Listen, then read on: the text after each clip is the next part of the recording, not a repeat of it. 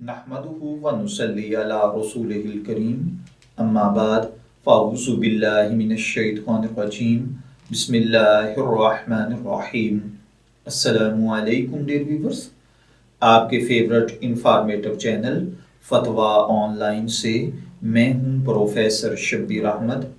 हमारा आज का टॉपिक है कि क्या रोज़े की हालत में खुशबू या परफ्यूम सूंघने से या लगाने से रोज़ा टूट जाता है या नहीं, और अगर रोज़ा टूट जाता है तो क्या इसका कफ़ारा लाजिम आता है या इसकी कज़ा रखना लाजिम आती है या दोनों।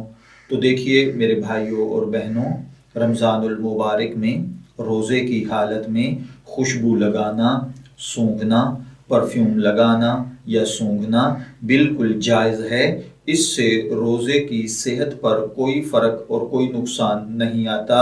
न इससे रोज़ा टूटता है, ना मकरूह होता है, और ना ही इसके बाद कफ़ारा या इसकी कज़ा लाजिम आती है। मैं दुआ गो हूँ कि अल्लाह ताला हमें इन बातों को समझकर इनके मुताबिक अमल करने की तौफीक अता फरमाए।